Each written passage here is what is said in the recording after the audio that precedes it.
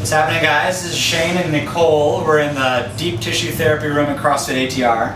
And Nicole started CrossFitting about, I think, a year ago or so. Yes. And she came in, she was squatting, and she was having a little bit of hip pain. And one of the first things we corrected to get rid of the hip impingement, the hip pain, was she was squatting very overextended. So we got her in a better rib position, and then that took away some of the pinch. One of the other things we did is we worked a lot on the lateral hip rotators, the glutes, TFL, all this kind of stuff here. So I'm going to show you 3 ways, ranging from very blunt to a little more pinpoint to very pinpoint, for how you can work on some of these deep hip rotators. So I'm going to have Nicole lay on the ground, and she'll take the most blunt version and just kind of show them how you would kind of work on the upper glutes.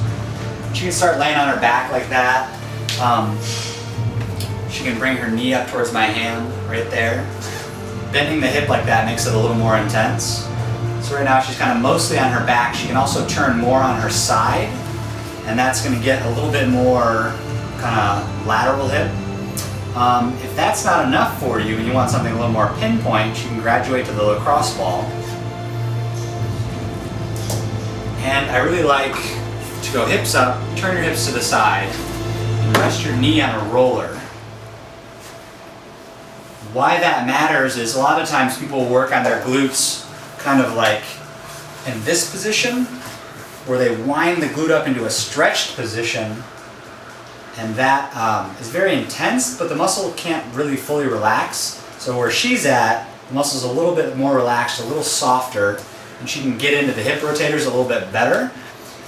This is where most people need to be with a lacrosse ball, or this, that's really good. After a while, you need something more pinpoint. And this would more mimic how I would work on someone in the room.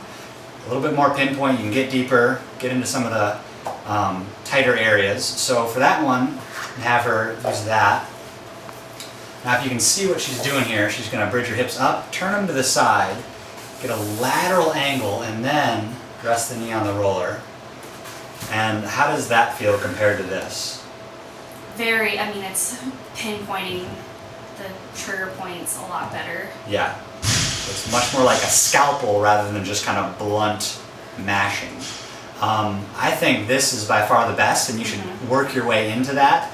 And if you'll spend 5-10 minutes on working on your hips with the jackknobber, if your hip impingement, you're starting to feel it here, and you go do what she's doing for 10 or 15 minutes, you get so much more range, which means when you go and do your squats, or your overhead squats, or whatever, you're going to get a lot less hip pinch. So give that a shot, and we'll see you next time.